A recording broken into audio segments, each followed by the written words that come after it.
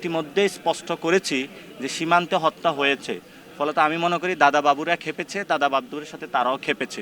আমাদের উপরে তারা হামলা করেছে। আমরা এখানে একটা যোগদান অনুষ্ঠান ছিল, সেই যোগদান অনুষ্ঠানকে তারা ব্যাহত করতে চেয়েছিল এবং ঝিনাইদহতে যে এনসিপির ফুটপ্রিন্ট সেটা তারা রাখতে দিচ্ছিল না।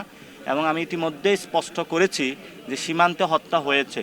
ফলত আমি মনে করি দাদা বাবুরা খেপেছে, দাদা বাবুদের সাথে তারাও খেপেছে।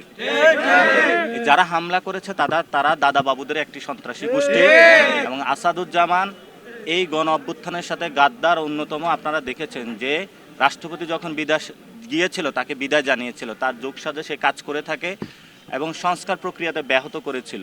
ফলত আমরা যখন সংস্কার প্রক্রিয়ার পক্ষে দাঁড়াচ্ছি, সীমান্ত হত্যার বিরুদ্ধে দাঁড়াচ্ছি, বাংলাদেশের নদীর অধিকারের জন্য দাঁড়াচ্ছি, ধর্ষণের বিরুদ্ধে দাঁড়াচ্ছি, জনগণের অধিকারের পক্ষে দাঁড়াচ্ছি, সেই জন্য তারা আমাদের উপরে হামলা করেছে।